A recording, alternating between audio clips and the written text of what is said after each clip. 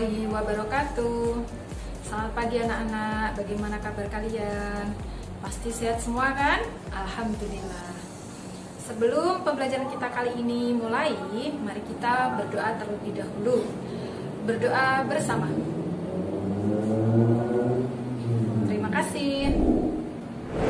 Nah, sebelum pembelajaran kali ini kita mulai, saya ingin bertanya terlebih dahulu kepada kalian.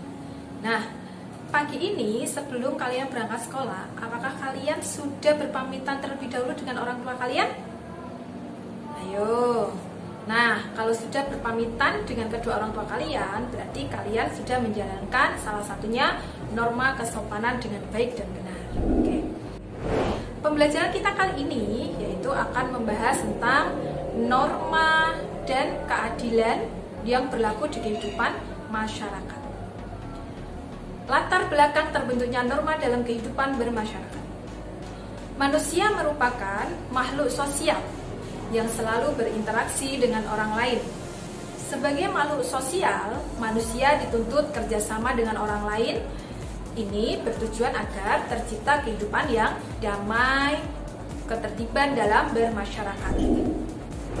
Untuk menciptakan kehidupan yang damai dan tertib, diperlakukan aturan agar tidak ada orang hidup semaunya, sehingga dapat merugikan orang lain.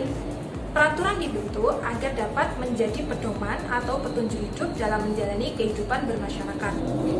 Peraturan yang berlaku di kehidupan masyarakat inilah yang disebut dengan norma.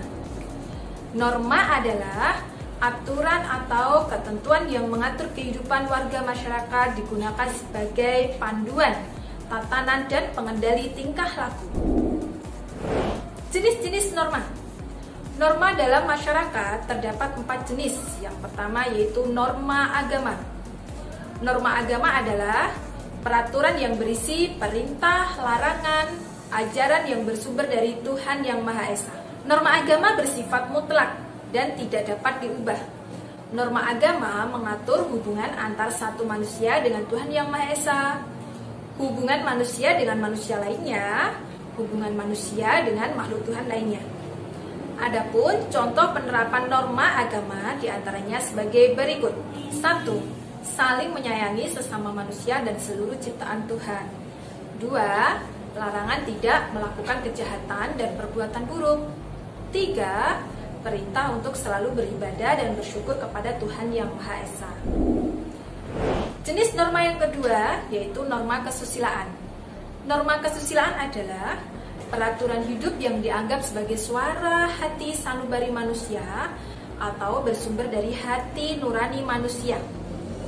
Pelanggaran terhadap norma kesusilaan mengakibatkan penyesalan dan rasa malu atau perasaan bersalah karena bertentangan dengan hati nurani. Orang yang melanggar norma kesusilaan biasanya disebut asusila atau tidak bermoral. Norma kesusilaan bersifat umum sehingga dapat diterima oleh seluruh umat manusia. Contoh penerapan norma kesusilaan diantaranya bertindak dan berperilaku jujur. Misalnya, ketika kita menemukan barang orang lain, kita harus mengembalikannya. Yang kedua, berani mengakui kesalahan dan meminta maaf. Yang ketiga, tidak melakukan perbuatan asusila.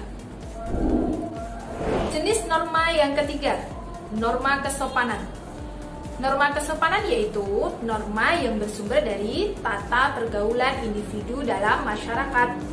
Norma kesopanan disebut dengan sopan santun atau tata krama atau adat istiadat. Norma kesopanan merupakan pedoman mengatur tingkah laku atau tata cara manusia terhadap bersikap dan berperilaku terhadap manusia lainnya ada di sekitarnya. Pelanggaran terhadap norma ini akan mendapatkan sanksi berupa celaan, cemoohan dari orang lain. Hal itu karena sumber norma kesopanan adalah keyakinan bermasyarakat yang bersangkutan. Contoh penerapan norma ini. Yang pertama, memberikan tempat duduk terlebih dahulu kepada wanita ketika berada di dalam transportasi umum. Yang kedua, menghormati orang yang lebih tua. Yang ketiga, mengenakan pakaian yang sopan.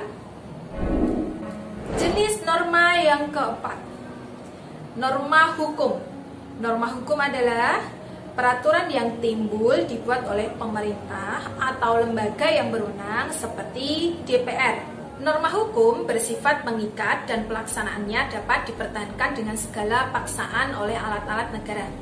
Sumber norma hukum bisa berupa peraturan perundang-undangan, jurisprudensi, hukum perdata, dan hukum pidana, hukum agama, dan lain sebagainya. Norma hukum memiliki keistimewaan.